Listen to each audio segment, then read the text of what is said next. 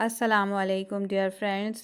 आज मैं यहाँ आपके लिए लेकर आई हूँ चॉकलेट स्ट्रॉबेरी वाइट चॉकलेट का स्ट्रॉबेरी केक बनाएंगे हम यहाँ पे। और जो कि बहुत डिलीशियस और बहुत ही आसान तरीके से हम इसको प्रिपेयर करेंगे। और ये मैंने बग़ैर ओवन के और बग़ैर मेजरिंग कप के और बग़ैर बीटर के मैंने इसको बनाया है।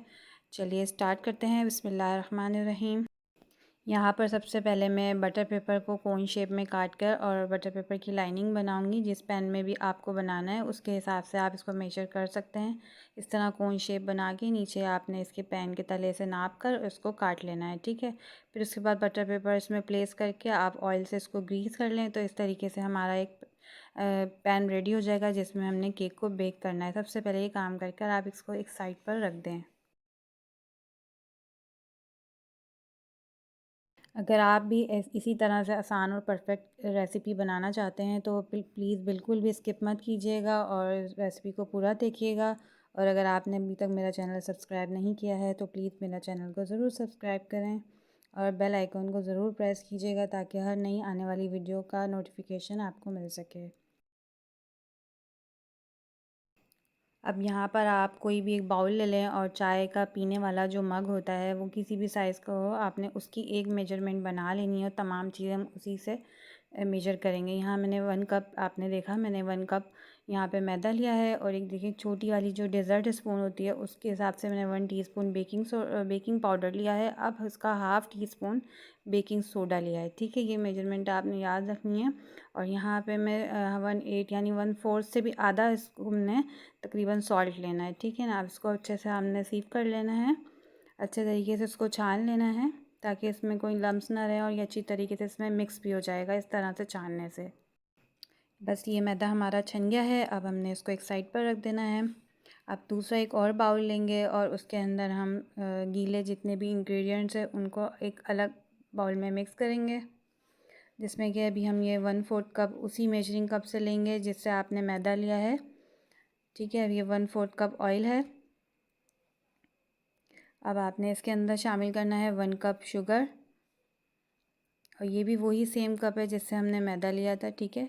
सेम क्वांटिटी में शुगर और सेम क्वांटिटी में आपने मैदा लेना है, ठीक है ना। अब आपने ये मैंने पीस कर शामिल की है। रेगुलर चीनी जो होती है उसको आपने ग्राइंडर में पीस लेना है और फिर आपने इसमें मिलाना है, ठीक है। इससे कम मेहनत होगी हमारी ज़रा। अगर तो आपके पास बीटर है तो आप बीटर का इस्तेमाल यहाँ कर सकते हैं। मैंने यहाँ दिखाने के लिए कि आप हाथ से भी इसको बहुत अच्छे से केक बना सकते हैं तो मैं हैंड विस्क का इस्तेमाल कर रही हूँ। इसको अच्छे से मैं मिक्स करूँगी, ठीक है ना। ये हैंड विस्क से भी उतना ही परफेक्ट केक बनेगा जैसे कि बीटर से बनता है, ठीक है। अब इसके बाद मैं यहाँ पे 3 अंडे शामिल करूँगी। एक एक करके अलग बाउल में आपने इनको तोड़ना है और फिर इसमें बारी बारी आपने 1 बाय 1 अंडे शामिल करते जाने हैं। यहाँ पर मैं एक अंडा इस मिक्सचर में डालूँगी और उसको अपने हैंड विक्स के ज़रिए अच्छी तरह से मिक्स करूँगी। बस इसको थोड़ा सा मिक्स करने के बाद जो है ना आपने इसके अंदर दूसरा अंडा शामिल कर देना है।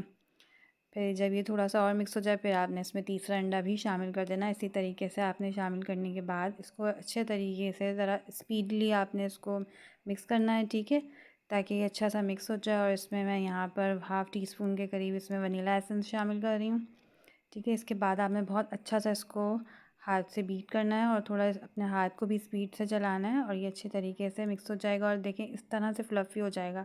थोड़ा सा टाइम लगता है लेकिन ये इस तरह फ्लफ़ी होना शुरू हो जाएगा। तो बस इसके अंदर आपने जितने भी ड्राई इंग्रेडिएंट हैं उनको आपने थोड़ा थोड़ा करके डालना है, एक साथ नहीं डालना है, ठीक है। अब देखिए इसको मैं थोड़ा राउंड राउंड गोल गोल घुमा रही हूँ ताकि ये अच्छा सा मिक्स हो जाए, ठीक है। अभी देखें इसी तरीके से आपने इसको मिक्स करना है। फोल्डिंग पोजीशन में आपने इसको घुमाना है और ये अच्छे से मिक्स हो जाएगा विदाउट किसी लम्स के, ठीक है। मैदे को आपने 3 से 4 बैचेस में थोड़ा थोड़ा करके ऐड करना है। बस इसी तरीके से फोल्डिंग करते जाएंगे हम और इसको मिक्स करते जाएंगे। वीडियो बहुत लंबी हो गई थी क्योंकि इसमें प्रोसीजर थोड़ा ज़्यादा था। मैंने आगे इसमें आपको क्रीम से वो भी डेकोरेट भी करना सिखाया तो बहुत ज़्यादा लेंदी हो गई थी तो मुझे थोड़ा फास्ट फॉरवर्डिंग पे इसको डालना पड़ा, ठीक है ना। लेकिन ना मैंने कुछ भी स्किप नहीं किया है, इसको सारा मैंने प्रोसेस आपको करके दिखाया है, ठीक है। आपने इसी तरीके से इसको करना है। उसके बाद मैं स्पैचुला इसको निकालने के बाद हैंड विस्क को अब मैं स्पैचुला की मदद से इसको थोड़ा सा और मिक्स करूँगी कि नीचे इसमें कोई भी मैदे के पार्टिकल या शुगर का पार्टिकल नीचे बैठा हुआ ना हो। उसको थोड़ा सा 1-2 बार फोल्ड करने के फिर मैं इसको जो हमने लाइनिंग बनाई थी जिस पैन में ग्रीस किया था उसमें मैं इसको शिफ्ट कर दूँगी। और इससे पहले मैंने जो है ना जहाँ मैं इसमें ये डाल रही थी उसको मैंने चूल्हे पर एक बड़े पतीले को 15-20 मिनट के लिए मैंने प्री हीट करने के लिए छोड़ दिया था, ठीक है। वो वहाँ गर्म हो रहा है, अभी मैं आपको वो भी दिखाऊंगी। अब इसमें जब आप मैदा या जो मिक्सचर है वो पोर कर दें तो इसको थोड़ा सा 2-3 बार टैप करिएगा, ठीक है। अब ये देखें यहाँ पर मैंने इस पैन को रेडी किया हुआ है, 15 से 20 मिनट मैंने इसको प्री हीट किया हुआ है।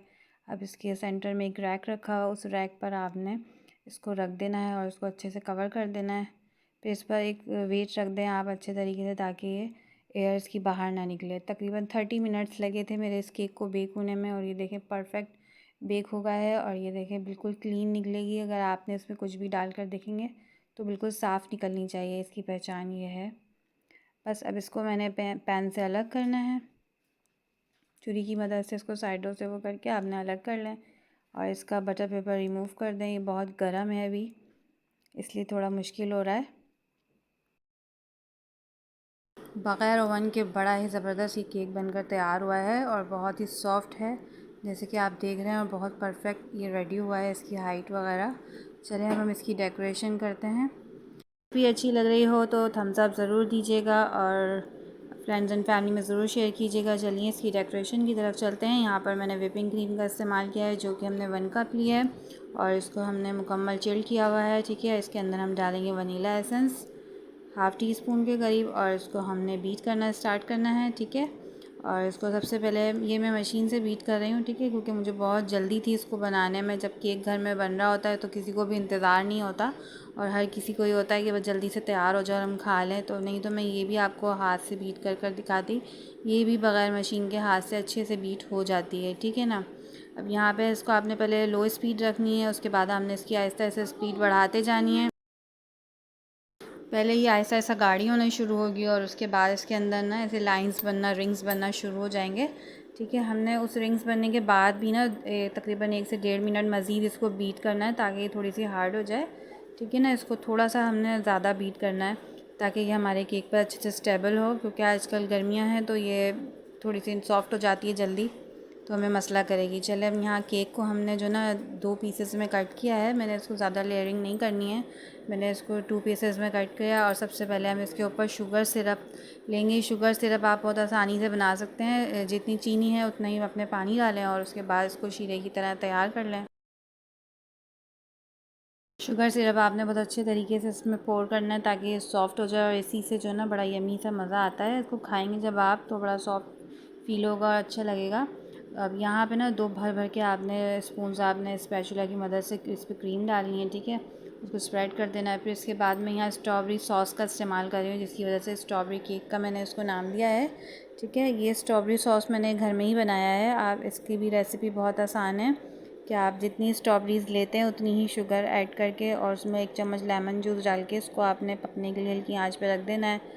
स्ट्रॉबेरीज़ जब थोड़ी सी मैशी हो जाए तो उसके अंदर आपने 1 चम्मच कॉर्नफ्लावर डालकर उसको इतना सा गाढ़ा सॉस की शक्ल दे देनी है, उसको मैश करके, ठीक है। ये हमारा सॉस रेडी हो जाएगा जो मैंने इसमें लगाया है, ठीक है। अब यहाँ मैंने इसके ऊपर दूसरी लेयर भी केक की रख दी है और उसके ऊपर भी ढेर सारी आपने क्रीम डालनी है और स्पैचुला की मदद से स्प्रेड आउट करें, उसको अच्छे से क्लीन करें। और सारी decoration is up to you है कि आप किस तरीके से इसको डेकोर करते हैं। मैं भी कोई परफेक्ट नहीं हूँ इसको बनाने में और थोड़ी मेहनत तो होती है यहाँ पर, तो आप इसको बनाएं घर पे और जैसे जैसे आप प्रैक्टिस करेंगे आपको भी ये परफेक्ट करना आ जाएगा, ठीक है। अच्छे से आपने इसको स्मूथ करना है, इसको शेप देनी है, फिर इसको इस तरीके से कोमिंग कर देनी है आपने साइड से और उसके बाद आप इसकी डेकोरेशन करेंगे। उसके लिए मैंने यहाँ पे जो ना वाइट चॉकलेट का इस्तेमाल किया है और वाइट चॉकलेट आपने थोड़ी सी मिकदार में लेनी है, ठीक है। अब यहाँ पे इसको हम ना थोड़ा सा मेल्ट कर लेंगे। आपने इसको डबल बॉयलर प्रोसेस से इसको मेल्ट करना है, ठीक है। और इसमें जो ना मैं थोड़ी सी व्हिपिंग क्रीम मिला के इसका गनाश बनाऊँगी। यहाँ मैंने इसको थोड़ा सा मेल्ट किया था, इसमें फिर मैंने व्हिपिंग क्रीम जो मैंने व्हिप करके रखी हुई थी वही मैंने इसे मिक्स करी और देखिए इसका गनाश तैयार हो गया है। बस इसको मैंने ऊपर केक पे डाल देना है और इसको थोड़ा सा स्प्रेड करूँगी स्पैचुला की मदद से और थोड़ा ड्रिपिंग पोजीशन पे डालना है ताकि नीचे भी ड्रिप आउट हो जाए।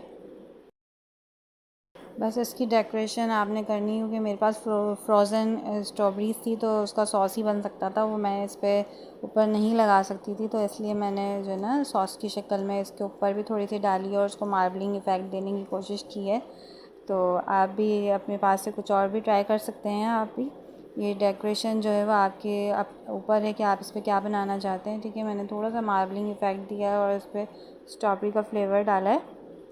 ठीक है ना, और बस क्रीम से इसको गार्निश करेंगे और हमारा केक रेडी है।